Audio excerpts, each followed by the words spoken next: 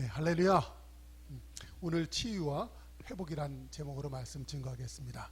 네, 오늘 그 본문 33장 21절에 보면 예수님은 하나님께서 오래전부터 그의 거룩한 예언자들을 통해 약속하신 대로 모든 것을 원래의 모습대로 회복될 때까지, 원래의 모습대로 회복될 때까지 하늘에 머물러 계셔야 합니다. 요 말씀이 있거든요.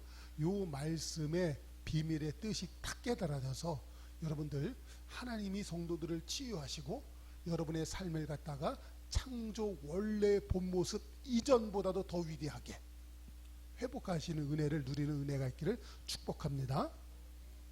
예수님께서는 이 땅에 오셔서 아픈 병자, 귀신 들린 사람들, 세상에서 소외된 사람들을 돌아보기를 원하셨어요. 왜냐하면 하나님은 우리의 아버지이기 때문에 부모의 마음이 그렇잖아요. 병들고 아픈 자식이 있으면 부모의 마음이 거기에 더 가는 것처럼 하나님의 마음이 늘 그러셨어요. 그래서 예수님은 그 베다니에 머물면서 낮에는 예루살렘 가서 사역하시고 저녁 때는 베다니에 머물러서 문둥이, 그리고 죽을 병에 걸려 있었던 나사로, 그리고 먹을 것이 없어서 몸 팔고 살아야 했던 그의 누이 동생들, 그 막달라 마리아, 뭐 이렇게 막 다 돌아보시면서 예수님이 늘 사역을 하셨어요. 그런데 하루는 예수님께서 한 회당에 들어가셔서 설교를 하시려고 들어갔는데 거기에 손 마른 병자가 있었어요. 근데 그때 예수님을 갖다가 늘 어떻게 해서든 예수님을 갖다가 올가매 갖고 축출하려고 하는 그런 무리들이 있었나 봐요. 그 사람들이 예수님을 갖다가 올가매려고, 그러면 예수님이 어떡하나만 봐야지 하고 있었던 거예요. 그때 예수님께서 뭐라고 하시냐면, 야, 너희들 가운데 이 소나 짐승이 있는데 안식일날 구덩이에 빠졌다가 하자.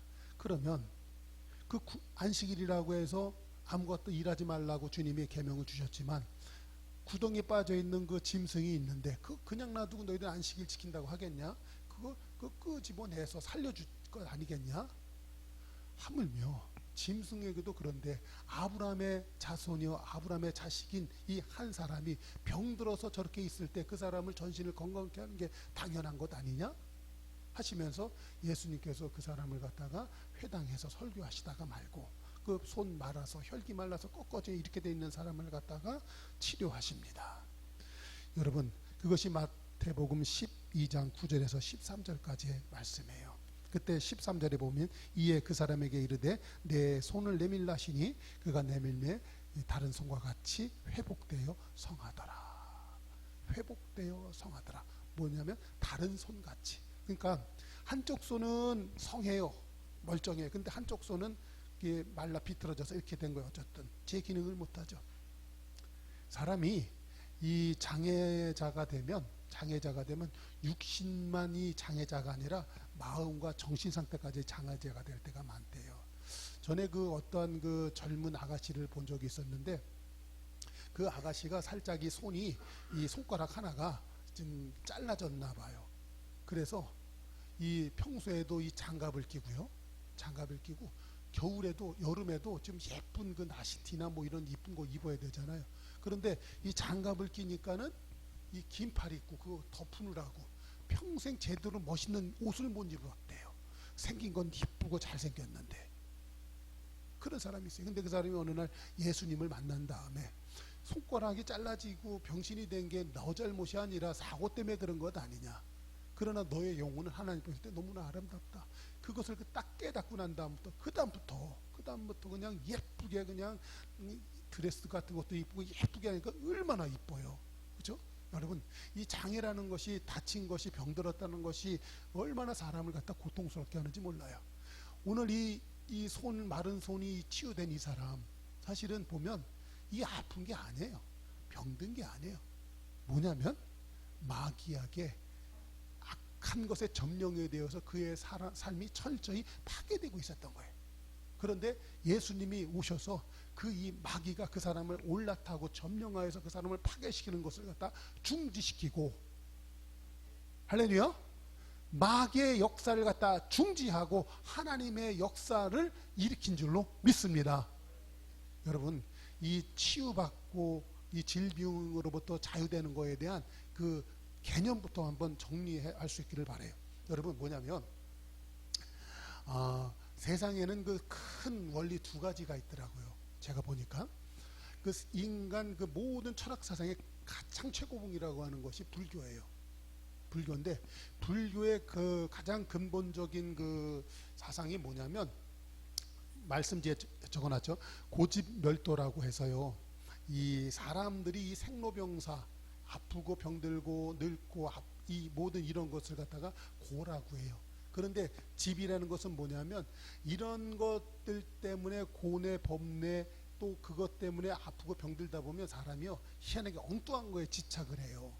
그래서 사람이 밝고 명랑하고 쾌활하고 건강하게 사는 게 아니라 이런 거에 관심 쓰는 게 아니라 엉뚱한 데 집착을 해요. 집착을 해서 여기서 치료받고 여기서 잘 살아야 되고 뭐 이런 거에만 집착하는 게 있어요. 그랬고 때로는 그 마약하고 뽕 맞고 하는 거 있잖아요.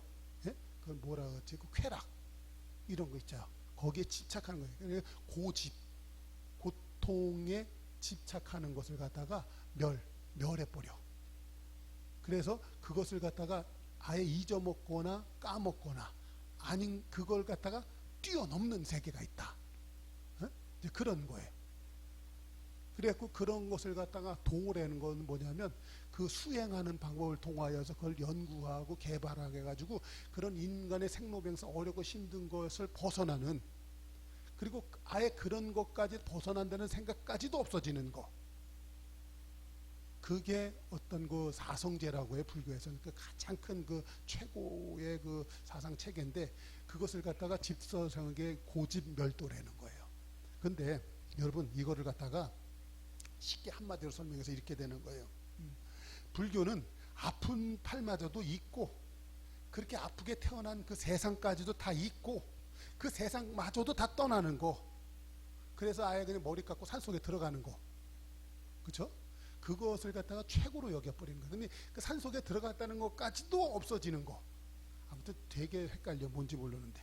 그런데 여러분 우리의 신앙은 내가 만약에 이 팔이 아프고 병들었다 그러면 어떻게 해서든 이것을 치유하고 건강한 몸으로 회복시키려고 하는 그 몸부림치고 어떤 그 상황에 주저앉는 것이 아니라 상황을 뚫고 일어나가려고 하는 그런 것이 우리 신앙이에요. 할렐루야. 그런데 이것이 세상적인 방법과 우리 신앙적으로 다른 것은 세상적인 것은 내 힘으로 그것을 갖다 이겨내려고 하는 것인데 우리에게는 뭐가 있냐면 이런 거예요. 아까 처음에 말했던 것처럼 내가 지금 아픈 것은 악한 마귀가 나를 점령해서 나의 생각까지도 나의 감정까지도 나를 갖다 짓누르는데 원래 나는 그런 상태가 아니야. 나는 생명력 있고 쾌활하고 즐겁고 명랑하고 건강하고 튼튼한 상태에 있었어요. 그런데 단지 어둠의 세계가 나를 갖다 누르고 있는 거야. 근데 이 어둠의 세계가 누르는 것은 나보다 힘이 세기 때문에 내가 어떻게 할 수 없어. 그것을 누가 해주신다? 만왕의 왕 되시고 만주의 주 되신 나의 아버지가 해주실 일이야. 그래서 그분이 해주실 것을 믿고 그분에게 적극적으로 의지하는 것. 할렐루야. 요것이 우리의 신앙인 줄로 믿습니다. 그래서요 여러분 보세요. 이 비교 종교학적으로 보면 이것을 이렇게 얘기하는 거예요. 나의 존재 자체가 사라져 고통과 연단의 세계까지도 없어지는 것. 이것을 해탈이요 열반이라고 하는 거예요.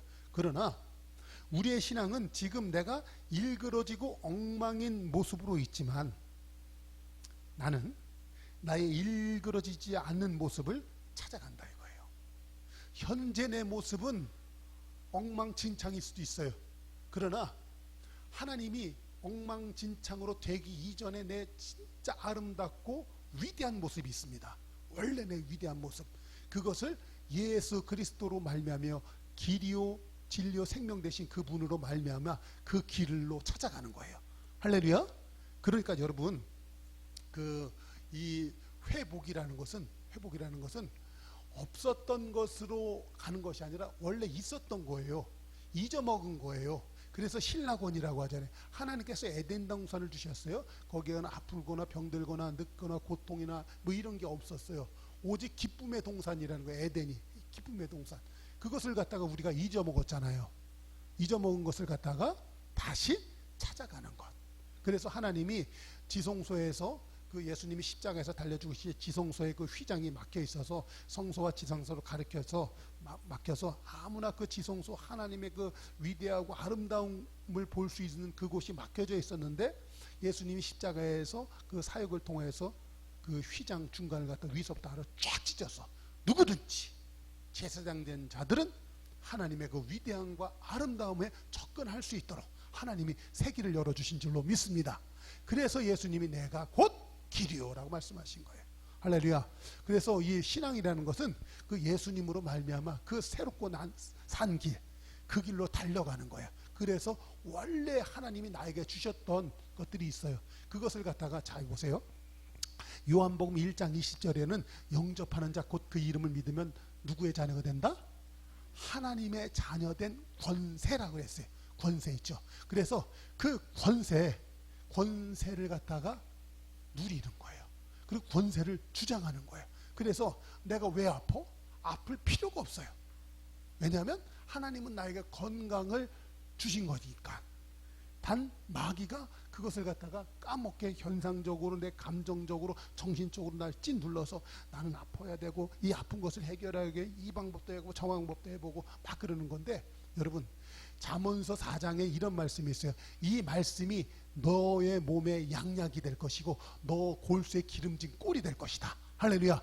그래서요 여러분 성도가 봐봐요. 사상 체계적으로 말씀으로 내게 딱 준비가 되잖아요. 그러면 마귀가 아무리 짓눌러도 내 속에서부터는요 이 치유 회복의 능력이 나타나서 이 양약이 돼. 막 하나님이 나에게 좋은 약이 돼. 그러니까 아무리 나쁜 병이라도 좋은 약을 쓰면 낫죠.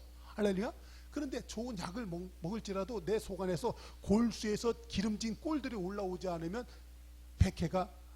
백약이 무효할 수밖에 없어. 그런데 내 몸에서부터 막 진액이 막 올라오네. 아멘. 그러니까 막 내 몸이 그냥 막 점점 막 좋아지는 거야. 아멘. 단순히 몸만 좋아지겠습니까? 사랑하는 자야, 내 영혼이 잘된 같이 범사가 잘되고 강건한다 그랬어요. 그래서 이 육신만 잘 되는 거냐 아니라 이 정신, 혼, 그러니까 혼의 세계, 그리고 이 하나님과의 관계성까지도 막 믿어지는 거야. 할렐루야. 그러면서 막 내 몸에 막 힘이 막 나는 거야. 저는 삼손이 단순히 힘만 센 자가 아니라고 믿어요. 이따가도 설교할 텐데, 그는 하나님과 관계성 속에서 영혼, 육 전부 다 강건했던 자예요. 그런데 그것을 갖고 엉뚱한 데 쓰다가 죽었잖아요. 그렇죠? 여러분 오늘 다시 한번 하나님께서 여러분들이 원래 창조 때에 보다도 더 아름답게 여러분을 갖다 회복시키고 그 세계로 초청하셔서 여러분들을 갖다 세상을 능히 이기는 사람으로 하나님이 여러분을 갖다가 재창조한 것을 믿는 은혜가 있길 주의 이름으로 축원합니다. 그래서요 여러분, 내가 신앙생활할 때 현재 내 모습을 바라다보는 훈련이 필요해요. 바라다보는 모습. 예수님이 그 보세요. 입장 바꾸는 회당에 들어갔는데 이렇게 손 이렇게 말을 놨어. 이렇게 하고 있어. 막 울고 있잖아요, 이 사람. 그렇죠? 그럴 때 예수님은 그 사람을 갖다 어떤 모습으로 보셨을까요? 한 팔이 다 치료돼서 양쪽 팔이 다 건강한 모습으로 보시고 안수하고 치료해서 고치신 거 아니에요? 그렇죠? 그런 것처럼 여러분, 내가 신앙생활할 때 내 모습을 바라다보는 훈련이 필요해요. 그러니까는 지금은 자 어그러지고 일그러지고 엉망진창일 수 있는 내 모습일 수 있어요. 그러나 하나님은 내 모습을 그렇게 보신 것이 아니라 예수 그리스도 안에서 완벽해진 모습으로 하나님은 나를 바라보신 줄로 믿습니다. 그 모습으로 나를 하나님이 나를 바라보는 모습처럼 나를 바라다볼 줄 아는 거, 그게 중요한 거예요. 한번 말씀 보십시다. 로마서 8장 30절 한번 보십시오. 시작. 또 미리 정하신 그들을 또한 부르시고 부르신 그들을 또한 의롭다 하시고 의롭다 하신 그들을 또한 어떻게 했다? 영화롭게 하셨다. 할렐루야. 여러분, 하나님께서는요 저를 갖다가 영접하는 자 곧 그 이름을 믿으면 하나님의 아들이 되는 권세를 주신다고 하셨을 때 하나님은요 우리를 갖다 이미 의롭다 하셨을 뿐만 아니라 영화롭게까지 하신 거예요. 우리 존재 자체가. 아셨어요? 그러니까 늘 말씀드리지만 마귀 권세는 나를 갖다 환경적으로 감정적으로 억압해서 막 찍어 눌러요. 그랬고 심지어 나의 육신까지도 상하고 병들게 만들어요. 인자가 온 곳은 생명을 얻고 더 풍성하게 하지만 마귀가 온 곳은 우리 인생을 도적질시키고 멸망시키는 것 뿐이에요. 아셨어요? 그래서 마귀가 감정과 환경을 통해서 나를 막 찍어 눌러 그렇게. 그러나 우리는 신앙에서 분명히 선포할 줄 알아야 돼요. 그리고 내 권리를 주장할 줄 알아야 돼요. 난 하나님의 자녀다. 할렐루야. 그곳에는 아픈 거 병들고 어렵고 힘든 것 없다. 하나님이 나를 갖다 쾌활하고 건강하게 하신다. 할렐루야. 그래 그뿐만 아니라 하나님은 나를 갖다 영화로운 존재로 이미 하나님이 나를 만드셨다. 그러므로 나를 갖다가 거짓으로 속이고 나를 갖다 멸망시키려는 어둠의 권세야 나사렛 예수의 이름으로 명하노니 떠나갈지어다. 명령할 줄 알아야 되는 거예요. 그런데 자 보세요. 로마서 8장 29절엔 이렇게 얘기하고 계셔요. 한번 보십시다. 자 같이 있습니다. 시작. 하나님께서 미리 아신 사람들을 택하셔서 자기의 아들들의 형상과 같은 모습이 되도록 미리 정하셨으니 이는 자 보세요. 자기의 아들의 형상과 같은 모습이 되도록 미리 정하셨으니. 그러니까 자 보세요.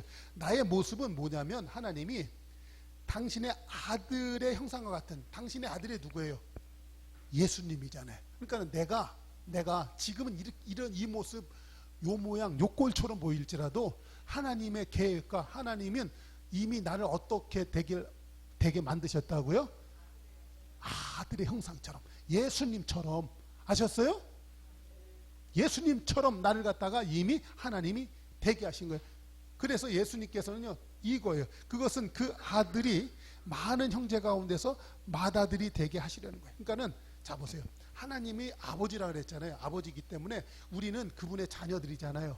근데 예수님이 우리의 맏형이야. 할렐루야. 그리고 그분의 동생이야. 아셨어요? 할렐루야. 참 이 성경의 이 족보가 참 헷갈려요. 하나님은 아버지고 우리는 자식이고. 그러면 우리 저 집사님들 보면 자제분들하고 가면 뭐예요? 내가 너의 언니란다. 엄마가 아니야. 오늘부터 언니라고 해야 돼. 요런 족보에 사실은 따지고 보면. 근데 말씀의 뜻을 잘 깨닫기를 바랍니다. 하나님께서요 형이야. 형이 든든한 형이 있으면 동생들도 다 좋아. 할렐루야. 그게 패밀리거든. 패밀리. 그래서 로열 패밀리. 여러분 로열 패밀리 잘못 건드렸다 큰일 납니다. 그렇죠? 상놈 집이 아니라니까요. 상놈의 집이 아니라 양반의 가정 정도가 아니라 왕의 가족이에요. 왕의 가족. 할렐루야. 그 왕의 가족을 갖다 건드릴 자가 없는 줄로 믿습니다. 그러므로 악한 마귀가 와서 막 그러면요 여러분 자녀된 권세를 발동하여서 악한 마귀 너 왜 그래 이 자식아 하고 쫓아낼 줄 알아야 돼. 점령당해갖고 내 인생 왜 이러냐, 야 따로 막걸리 한잔 이러면 안 된다는 거예요. 아셨죠? 자 이제 하나님께서 그런 거예요. 자 그런데 그 하나님은 이렇게 했는데 사실 자 한번 보십시다. 하나님의 안타까움이 있어요. 하나님이 이런 계획을 가지고 인류 세계에 하나님이 성육신 하나에 왔는데 여전히 사람들은 여전히 그냥 그 모양 그 찌그러진 모습대로 있는 거예요. 하나님이 누가복음 19장 41절 이하에 보십시오. 가까이 오사 성을 보시고 오시며 이르시되 너도 오늘 평화에 관한 일을 알았다면 좋을 뻔하였거니와 지금 내 눈에는 숨겨졌도다. 하나님이 이 하나님의 계획과 하나님의 섭리 여전히 모르고 알려줘도 듣기 싫고 감정과 환경 속에 빠져가지고 여전히 이러고만 있는 사람들 보시고 주님이 어떻게 했다? 우신다라는 거예요. 우신다라는 거. 한번 따라합시다. 주여 고만 우시옵소서. 고만 우시옵소서. 그렇죠? 그러니까는 내가 신앙생활할 때 복 받는 거는 둘째치고 예수님 울게 만드는 신앙생활 이게 우리에게 종종 있더라는 거예요. 근데 가만히 보니까 종종 있는 정도가 아니라 굉장히 많아. 그렇죠? 우리 그렇게 신앙생활하면 안 돼요. 아셨죠? 똑바로 하십시다. 그러니까는 다시 한번 정리하면 다시 한번 이건 너무나 잘 영접하는 자 곧 그 이름을 믿으면 누구의 자녀 됐다? 하나님의 자녀 됐어. 근데 자녀된 권세가 있게 하신다 그랬어요. 권세. 그렇죠? 그러니까 힘이 있는 거야. 권세. 그 명령권은요 아버지로부터 받은 거기 때문에 내가 그걸 가지고 마음껏 휘두르고 사용하면 되는 거예요. 어디에다 대고요? 세상 나를 억압하려고 하는 어둠의 권세를 향하여서. 그러니까 절대 거기에 눌려서 병들거나 아프거나 근심하거나 좌절하거나 염려하거나 그것 때문에 밤을 하얗게 새는 그런 어리석은 일들이 우리 삶 가운데 없어지길 주의 이름으로 축원합니다. 누가복음 13장 34절에도 이렇게 얘기합니다. 예루살렘아 예루살렘아 선지자들을 죽이고 내게 파송된 자들을 돌로 치는 자여 암탉이 제 새끼를 날개 아래 모은 같이 내가 너희 자녀를 모으려 한 일이 몇 번이냐 그러나 너희가 원치 아니하였도다. 예수님께서요 너희들 그렇게 하면 안 돼 이렇게 하는 거야. 내 품에 들어와서 전능자의 그늘 아래 숨어 있는 자가 복되도다. 시편 91편 1절에 있는 것처럼 전능자의 날개 그늘 아래 있는 것 이게 굉장히 복된 거예요. 그러니까는 바깥에 아무리 질병과 가난의 폭우가 쏟아진다 할지라도 그 주님의 전능자의 그늘 날개 아래 딱 있으면 안전한 거거든요. 할렐루야. 그래서 하나님이 피난처예요. 여러분 살다 힘들고 어려운 일이 있어요. 그럼 빨리 주님 품에 숨으면 돼요. 할렐루야. 여러분 우리가 하다가 너무나 어렵고 힘든 일 당할 때가 있습니다. 병이 든다든가 뭐 사업적으로 어렵게 된다든가 그러면 주님 전에 와서 막 기도하면 돼요. 할렐루야. 어떤 사람 요새 보니까 참 제 자식이지만 너무나 기특해요. 막 그냥 금식하고 기도하면서 어려운 일인 거 막 풀어나가더라고요. 근데 저놈이 지 애비보다 나 참 기분 좋아요. 나는 그 집 문제 이거는 것 때문에 골치 아팠거든요. 끙끙대고 마누라랑 같이 어떻게 하면 좋으냐 그랬더니 지가 와가지고 이렇게 하면 됩니다 저렇게 합니다 코치해 주더라고요. 그 자존심 상하는 건 줄 알았는데 기분 좋더라고요. 여러분 우리가 이 땅에서 예수 이름으로 막 신앙생활 잘하잖아요. 하나님이요 더 기뻐하세요. 할렐루야. 그렇게 되는 거예요. 그러니까 여러분 우리가 그 기도할 때도요 여러분 이 성도의 자세가 있습니다. 장세. 그러니까 잡아봐요. 우리가 이 믿음의 기도가 있고요. 사실은 기도는 하지만 불신앙의 기도가 있더라고요. 믿고 구한 것은 받은 줄로 알라 하셨잖아요. 근데 기도하면서 혹시 그런 거 있지 않나요? 이거 기도해서 이거 되는 거야. 안 될 수도 있어. 어쩌면 주님이 안 들어줄 수도 있어. 근데 내가 한번 그냥 부르짖어 기도하면 하나님이 들어줄까? 그러니까 주여 안 들어주시면 안 돼요? 주님, 그러니까 안 들어주시면 안 돼요 하고 기도하니까 그 마음속에 뭐예요? 불신앙이거든. 그러니까 안 들어줄 수도 있으니까 꼭 들어주셔야 되니까 꼭 들어줘야 된다니까요. 그러니까 꼭 들어줘야 된다니까. 좀 표현이 거시기한데 때로는 우리한테 이런 심정 상태에서 믿음 상태에서 기도하는 게 좀 간혹 있지 않나요? 저 길 건너 어느 교회 가서 보니까 그런 성도들이 꽤 많은 것을 제가 알아요. 근데 사실은 저도 그랬던 것 같아요. 여러분 우리가 기도할 때 예수님의 시각으로 예수님의 마음으로 같이 기도하는 것이 귀해요. 그러니까 예수님이 이 혈기 마른 사람을 갖다가 치료하실 때 지금부터 한 거예요. 예수님은 건강한 사람이 되어서 정말 그 예쁜 옷도 입고 사회적으로 정말 건강하게 활동할 것을 아시고 예수님이 치료해 주시잖아요. 그런 것처럼 내가 어떤 문제가 있고 어려움이 있을 때 내가 기도할 때 우리도 그런 시선을 가지고 기도하는 것이 귀한 거예요. 할렐루야. 그래서 자 마가복음 11장 22절 한번 있습니다. 시작. 예수께서 그들에게 대답하여 이르시되 하나님을 믿으라. 내가 진실로 너희에게 이르노니 누구든지 이 산 들어 바다에 던지라 하며 그 말하는 것이 이루어질 줄 믿고 마음에 의심하지 아니하면 그대로 되리라. 그러므로 내가 너에게 말하노니 무엇이든지 기도하고 구한 것은 받은 줄로 믿으라. 그리하면 너에게 그대로 되리라. 할렐루야. 여러분 우리는요 기도하는 것에 대한 개념을 한번 정리해 보십시다. 기도는 어떤 문제 해결하거나 복 받으려고 기도하는 것이 아니라 기도하는 것은 뭐라고요? 내 권리를 주장하는 것이다. 할렐루야. 기도하는 것은 내 원래의 모습, 회복된 모습을 찾아가는 것인 줄로 믿습니다. 자, 사모님 잠깐 나가보세요.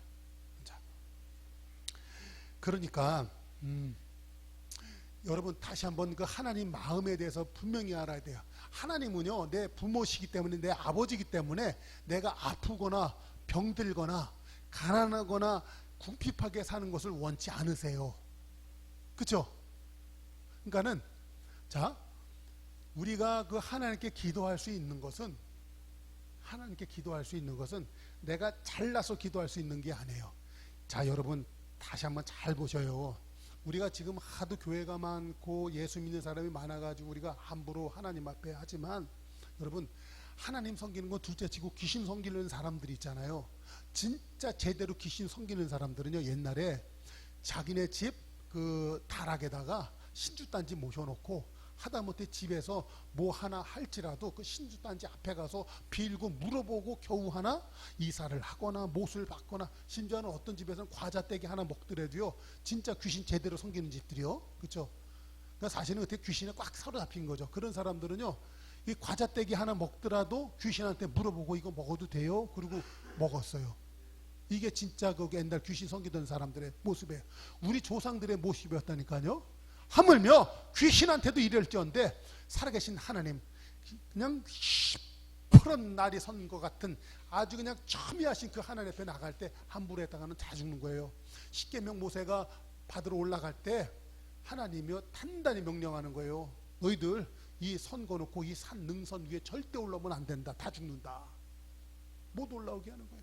그래서 그 산 위에서 모세가 하나님으로부터 그 십계명 막 받을 때 하나님이 그냥 청청 병력 같은 막 소리가 들릴 때 그 밑에 올라오지 말라 그래서 그 밑에 그 70인 장로들이 있었는데 그 사람들이 전부 다 뭐라고 해요? 하나님 앞에 잘못했던 다 죽을 것 같다.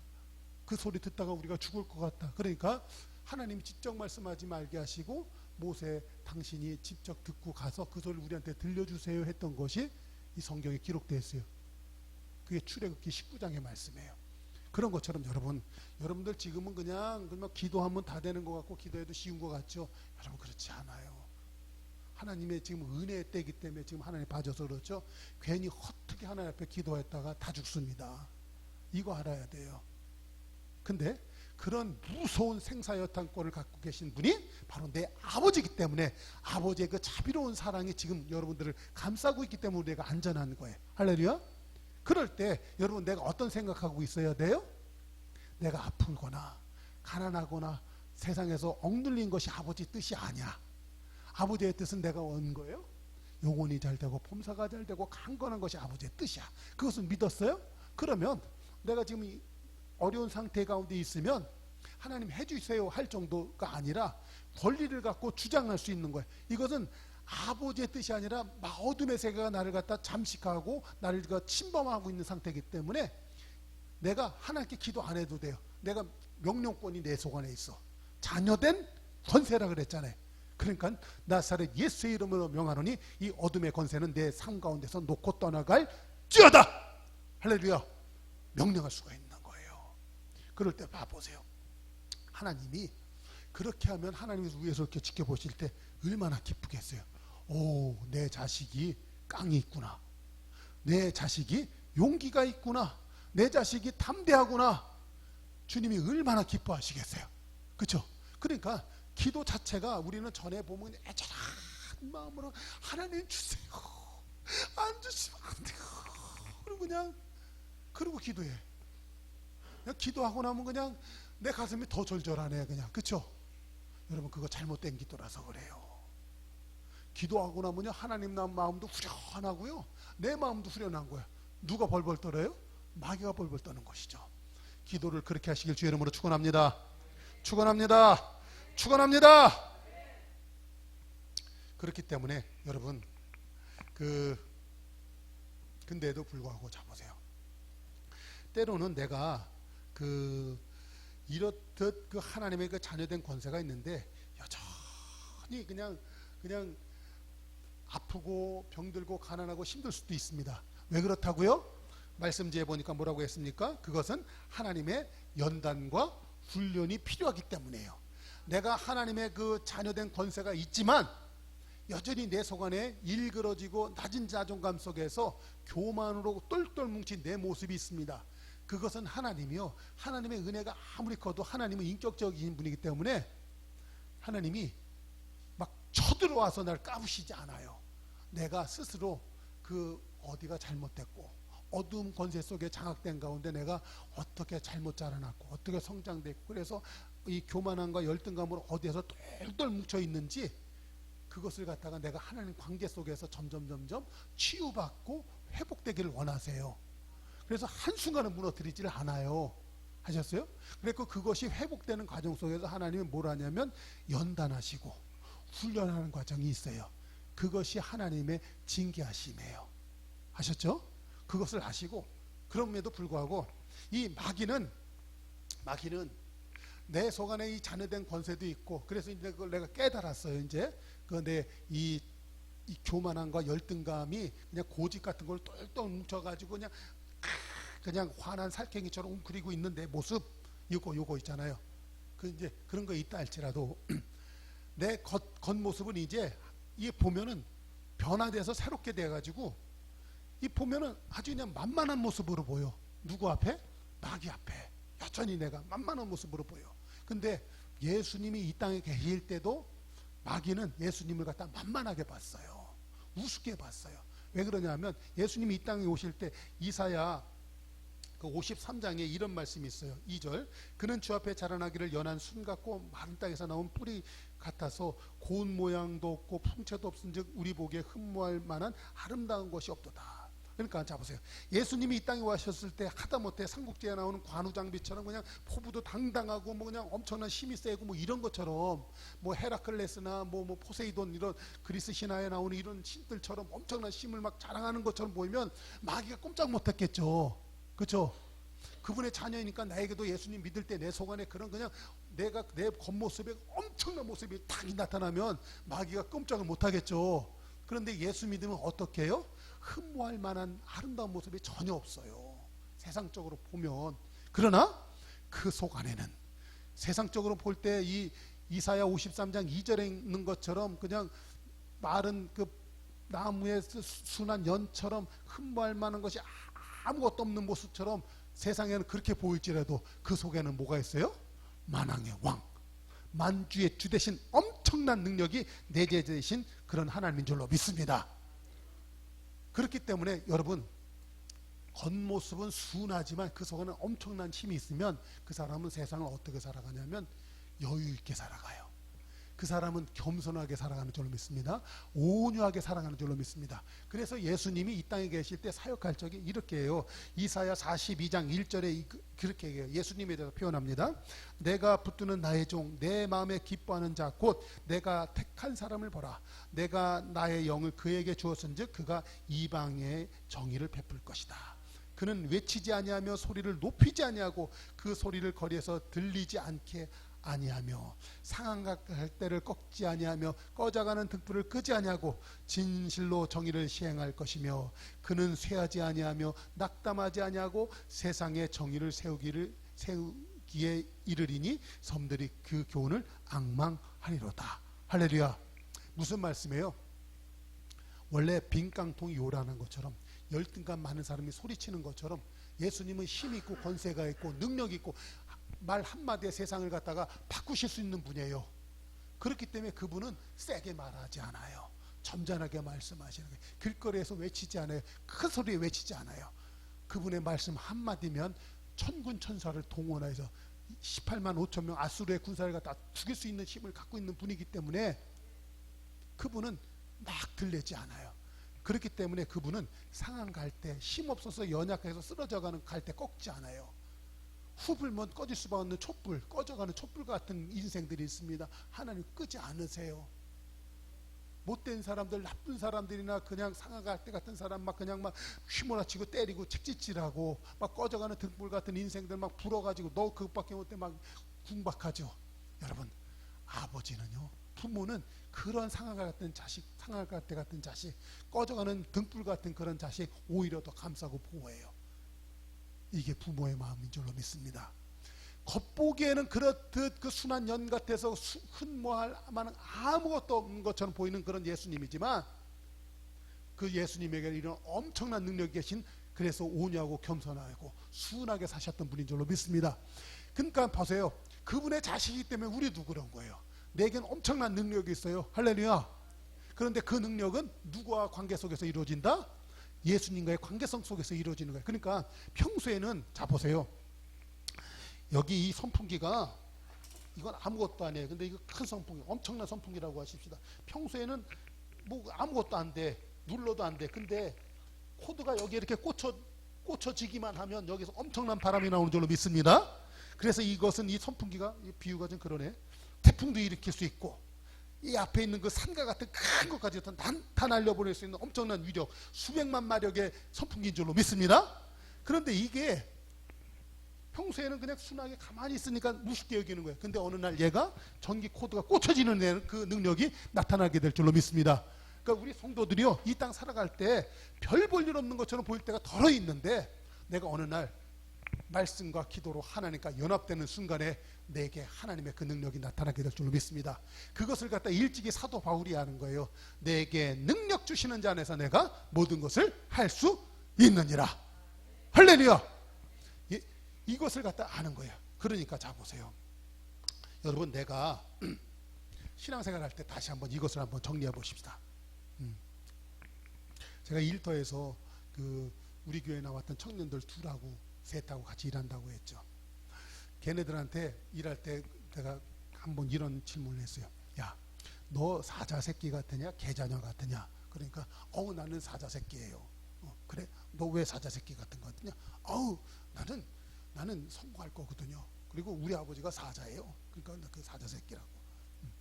농담처럼 얘기하는. 그러면 너 이다면 성공할 것 같으냐? 난 반드시 성공하죠. 나는 무슨 김씨 무슨 공파 몇 대 손이거든요. 그러니까 나 성공할 거라고.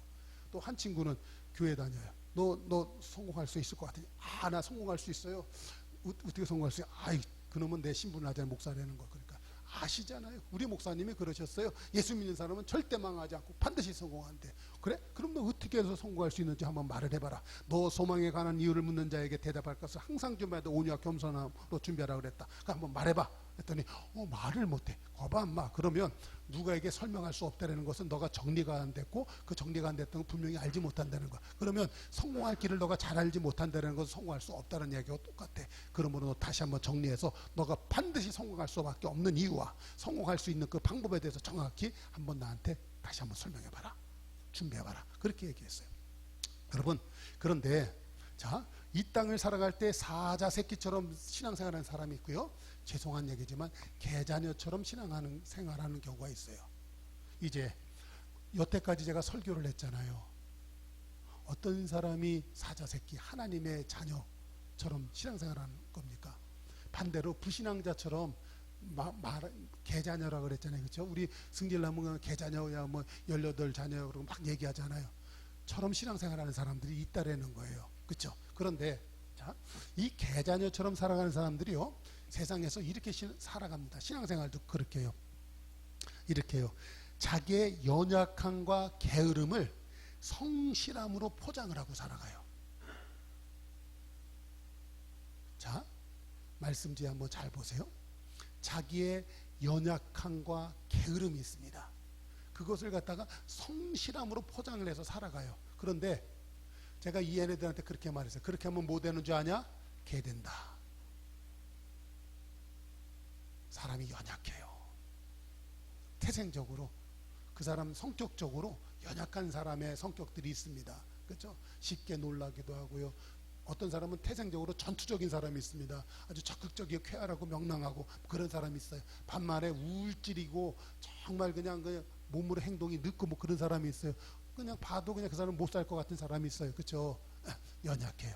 근데 그런 사람이요, 또 게을러. 뭐냐면 이 게으르다는 건요, 오늘 하루 일만 끝나라 그냥. 그래 집에 가서 자빠져지는 거야 그냥. 그리고 어떤 때는 푸고 마시고 먹고 막 그래요. 이 게으르다는 것은 단순히 일을 열심히 하고 안 하고의 문제가 아니라 그 사람의 삶이, 자 보세요, 뭐에 대한 게으르냐면 미래에 대해서 게으른 거예요. 성공하는 사람은 퇴근 후 30분을 갖다가 퇴근 후 30분이 그 사람의 미래를 결정해요. 매일매일 퇴근한 다음에 30분 이상 매일매일 미래를 위해서 투자할 줄 아는 사람, 이거 굉장히 부지런해야 되는 거예요. 여러분, 신앙생활이 그 천국을 준비하는 것 아니겠습니까? 신앙생활이 여러분들을 왜 게으르고 나태해지냐면 교회만 다니는 거야. 성실하게 다녀. 그런데 미래를 준비할 줄을 몰라. 그러니까 하나님의 말씀을 연구하고 하늘의 상급을 해서 이 땅에서 정말 어둠을 몰아내고 그 사람들을 갖다가 하나님의 말씀으로 정복하고 다스리라고 해서 그 사람 갖다 악한의 어둠을 갖다 정복하고 다스리게 하여 말씀을 전하는 전도 일을 하는 거. 이 일들은 안 하잖아요. 그게 게을러서 그런 거예요. 게으른 거야. 그런데 자 보세요. 연약함과 게으름 이해되셨습니까? 그걸 갖다 성실함으로 포장하는 거야. 그러니까는 그 사람 눈 뜨고 낮에 살 때는 성실해. 누구보다도. 세상의 모든 사람은 다 그러고 사는 거예요. 그걸 갖다 성실이라고 표현한 거예요. 그렇게 살면 어떻게 된다? 개 되는 거예요. 개 되는 거. 그런데 신앙생활 할 때 대부분의 성도들이 죄송하지만 어떤 경우에요? 연약함과 게으름을 성실함으로 포장하고 살아가는 거예요. 교회에도 성실하게 나와요. 그거 갖고 안 된다는 얘기죠. 오늘 이 종이 목소리 높여서 하는 말의 뜻을 이해하시면 아멘. 이해하시면 아멘. 그렇기 때문에 여러분 사자 새끼가 살아가는 모습과 개자녀가 살아가는 모습은 완전히 다른 거예요. 그러니까 자 보세요. 연약함과 게으름을 성실함으로 포장하면 개가 된다고 했는데, 그러면 우리는 뭐냐? 정확한 지식에 의한 판단력에 깡닭으로 무장하여야 사자 새끼가 되는 거예요. 정확한 지식에 의한 판단력, 여러분 무엇입니까? 하나님의 말씀, 그렇죠? 그리고 이 자기 분야에 대해서는 정확하게 알아야 돼요. 자기가 하는 거에 대해서 누가 뭐라고 할지라도. 그래서 그것을 가지고 공부하고 꿰뚫고 있어야 되는 거예요. 줄줄이 꿰갖고 있어야 돼요. 그 잠언서 22장 29절 그 말씀, 유명한 말씀 있잖아요. 자기 일에 근실한 자를 보았느냐? 그는 천한 자 앞에 서지 아니할 것이요 왕 앞에 설 것이다. 왕을 섬기는 자리에 나가게 될 것이다. 그러니까 자기가 하는 일에 근실한 자, 자기 일에 전문가가 돼야 되는 거예요. 그거가 되기 위해서 퇴근하여서 공부를 하고 퇴근하여서 연구하고, 할렐루야. 절대 그게 게으른 게 아니잖아요. 그렇죠? 근데 사람들은 그 일을 안 하잖아요. 신앙생활도 그렇잖아요. 교회에서 한번 예배 드리는 것으로 끝나잖아요. 교회에서 잠깐 기도할 때 주여 몇 번 한 것으로 끝나잖아요. 그거 갖고 되지 않는다는 거예요. 그러니까는 정확한 지식에 의한 판단력이 있습니다. 정확한 지식. 그래서 연구하고 공부하고 노력하고 해서 일반 생활 삶도 그렇고 신앙생활에 관한 것도 하나님의 말씀에 관해서도 연구하고 공부하고 노력하고, 그렇고 난 다음에 그것을 갖다 실제 적응해 나갈 때 깡다구가 필요한 거예요. 이게 맞나 틀리느냐, 그렇죠? 그러니까 베레아 교인을 하나님이 갖다 칭찬하셨잖아요. 사도행전에서 보면 너희가 하나님의 말씀을 들을 때 사람의 목소리로 듣지 아니하고 이것이 참인가 진실인가 아닌가 한 걸 집에 가서 또 상고하여 보았더라. 할렐루야. 그럴 때 하나님의 베레아 교인들을 갖다 얼마나 축복해 주시냐고요. 여러분 우리가 신앙생활 할 때 하나님의 말씀을 갖다 듣고, 오늘 그래서 이 종이요 이게 설교 원고 이거 여러분에게 단원화 드린 거예요. 저도 이거 갖고 설교하잖아요. 그래서 여러분들이 이 말씀 보고 목사님이 왜 이렇게 열을 내면서 설교했나, 이 말씀지 보시고 다시 한번 연구하시고 여러분 잘 준비하라는 거예요. 그래서 이 종이 깨달은 것처럼 여러분들이 깨닫고 세상에 나가서 실제로 이렇게 한번 살아내보라는 거예요. 할렐루야. 그것이 깡다구예요. 그게 용기예요. 그러니까 성도들이 가난하고 못 사는 많은 대부분의 경우는 제가 이제 깨달은 건 뭐냐면요, 용기가 없어서 그래요. 용기가 없어. 배짱이 없는 거. 용기와 배짱은 살짝 더 다르더라고요. 그러니까는 어떤 일을 도전하는 건 용기예요. 그런데 하다가 어려워요. 그것을 끝까지 해내는 거예요. 배짱이에요. 그러니까는 용기와 배짱이 부족해. 그러니까 하나님 나의 힘이 되신 여호와여, 내가 주님을 사랑합니다. 알기는 알아. 그렇죠? 그러면 그것을 갖다 실제로 믿고 용기를 내서 도전을 해야지. 맨날 그냥 주저앉아가지고 주여 도와주실 줄로 믿습니다. 그 사람 실제로다가는 아까 설교했죠. 그 사람 하나님을 믿어야 안 믿어요. 문제에 뒤덮여가지고 그 사람은 안 될 것을 믿고 하나님 근데 한번 어떻게 안 되나요? 기도하는 거예요. 그렇죠? 그러니까 그건 안 되는 거예요. 하나님의 자녀된 권세가 딱 있습니까? 그러면 어둠의 권세, 이거는 내 아픈 거는 내 자리가 아니야. 가난한 것은 내 위치가 아니야. 내 위치는 번성한 거야, 부유한 거야, 건강한 거야, 풍성한 거야, 생명력이 넘치는 거야. 권리를 딱 갖고, 그렇죠? 주장하는 거예요. 그리고 어둠의 것을 그냥 당당하게 그냥 물리치고 하나님의 자녀된 권세를 받아 누려버리는 거. 할렐루야. 이게 바른 신앙생활인 줄로 믿습니다. 그러니까 자 봐요. 표현이 참 거시기한데 개새끼들은요 뭐하면 깨갱 해가지고 꼬리 숨기고 이를 벌벌 떨어요. 그렇죠? 그러나 사자는요 누가 내 영역을 침범하잖아요, 물려 죽는 한이 있더라도 끝까지 싸우다가 죽어요. 그렇죠? 그래서 호랑이 새끼냐 사자 새끼냐 개자녀냐 그 얘기를 한 거예요. 여러분들은 개자녀로 살고 있었습니까? 호랑이 새끼 사자 새끼로 살고 있었습니까? 우리 오늘 이후로다가 개자녀 끝내십시다. 사자 새끼로 살아가는 은혜가 있게 이를 주의 이름으로 축원합니다. 이거 돼야 되는 거예요. 이거 돼야 되는 거. 자, 이제 오늘 믿는 자에게 이런 표정이 따른다고 그랬어요. 믿는 자에게 이런 표정이 따른다. 귀신을 쫓아내고 새방언을 말하고 뱀을 집을 쪄도 해를 받지 않는 은혜, 여러분 확실히 있는 거예요. 할렐루야. 그러니까 어둠의 권세는요, 이 그냥 귀신 들려서 정신병으로다가 헛소리하게 하고 늘 근심 걱정 속에서 잠 못 자게 하고 하는 거, 여러분 분명히 아세요. 그거는요 귀신의 장난이에요. 아셨어요? 귀신의 장난이라고요. 그러면 자마나 그럼 일어나서 찬송하고 기도하고 하나님 생각하고 찬양하다가 있어요. 그러면요 마귀가 놀라서 떠나가 갖고요, 여러분 평안 속에 두근거리는 심정 가지고 하나님 내게 뭘 주시겠습니까? 기쁜 마음으로 잠들게 될 줄로 믿습니다. 여러분이 잠 못 자고 밤새 근심하는 것은 미래의 장래에 소망이 없는 거예요. 하나님이 우리에게 주시는 마음은 재앙이 아니에요. 평안을 주는 거예요. 할렐루야. 그러므로 어두운 권세에게 잠식당하지 않기를 주의 이름으로 축원합니다. 그러다가 내가 어렵고 또 힘들 때가 있어요. 에나꼴의 은혜가 있다라는 거예요. 이 설교 하나 하고 마치겠습니다. 뭐냐면 이 삼손이 이제 비록 이 자기 힘 가지고 기생들한테 못되게 쓰다가 나중에 눈깔 빠져서 죽긴 했지만 그 전에 과정이에요. 그가 당나귀 턱표로다가 1000명의 그 블레셋 사람들 쳐 죽이게 됩니다. 그냥 힘을 발휘해서 하나님의 힘으로 그냥 싸워서 이기다가 다 승리해요. 그런데 혼자서 당나귀 턱뼈 가지고 1000명 쳐 죽이고 나니까 얼마나 힘들겠어요. 그렇죠? 목말라 죽을 뻔한 거야. 여러분 우리가 신앙생활 할 때 보면 이 에나꼴의 은혜가 굉장히 필요할 때가 많아요. 우리가 예수님 믿고 정말 그냥 좁은 길을 걸으며 밤낮 기뻐하며 찬송하며 막 달려가다, 그런데도 힘들 때 있잖아요. 그렇죠? 어려울 때 있잖아요. 그때 이 삼손이 하나님 앞에 기도했던 것처럼, 자 보세요.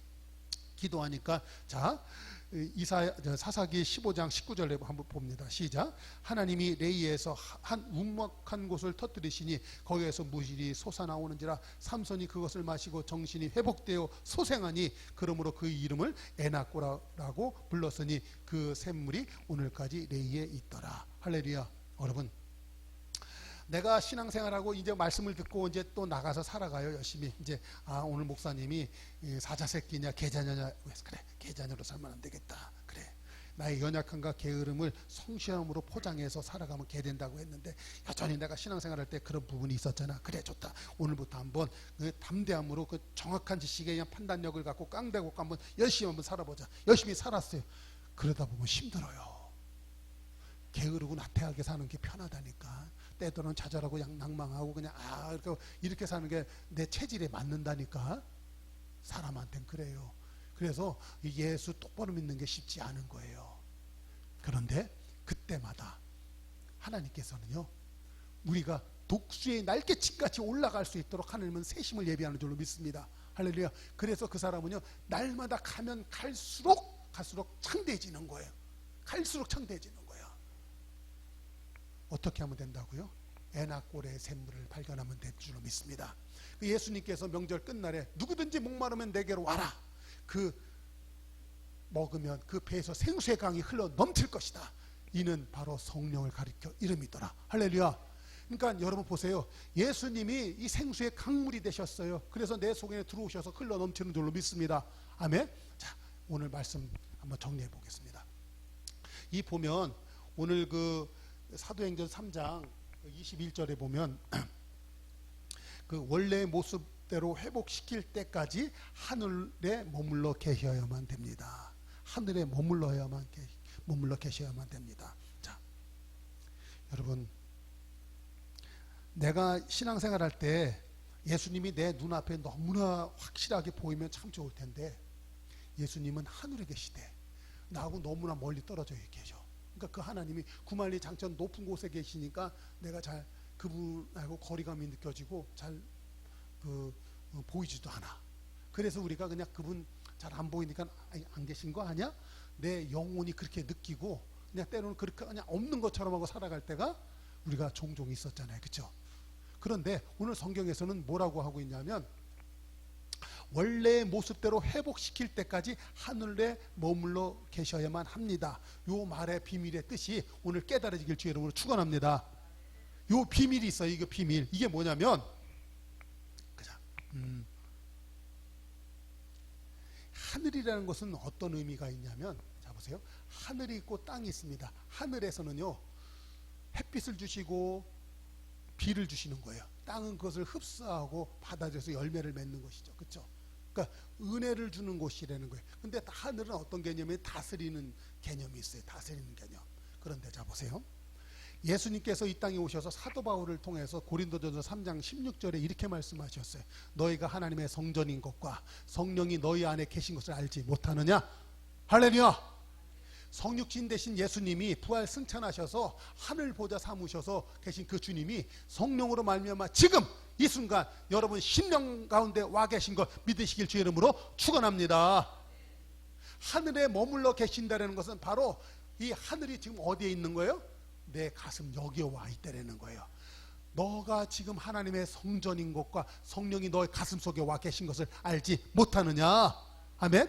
여러분 하나님의 이 성전이라는 것, 근데 특별히 그 성전 중에서도 중심은 지성소예요. 지성소. 그것을 갖다가 성경에서는 시은좌라고도 했고 성경에서는 속죄소라고도 했었어요.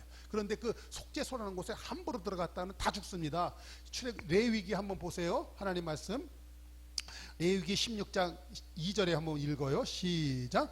여호와께서 모세에게 이르시되 내 형 아론에게 이르라. 성소에 휘장한 법궤 위 속죄소 위에 아무 때나 들어오지 말라. 그리하여 죽지 않도록 하라. 이는 내가 구름 가운데 속죄소 위에 나타남이니라. 그러니까 죄 있는 인생이 이 하나님 앞에 나갔다간 죽습니다.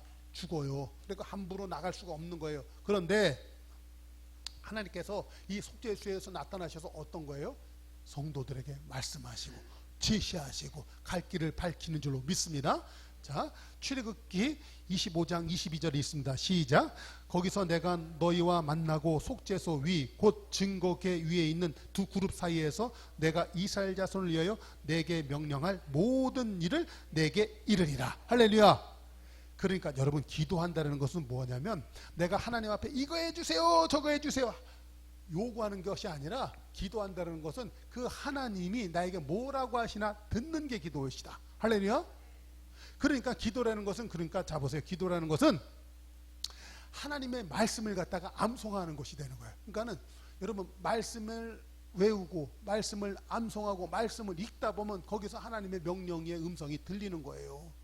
그러니까 여러분 기도의 개념 내가 먼저 번에 막 그랬잖아요. 여러분들이 대부분 하는 기도는 안 해도 되는 것들을 갖고 맨날 기도한다. 그렇죠? 뭐 그런 기도는 하지 말라. 그런 막 대놓고 얘기했잖아요. 그래서 제가 이렇게 말씀한 거예요. 기도라는 것은 속죄에 위해서 명령하신 하나님의 음성을 듣는 게 기도라는 거예요. 할렐루야.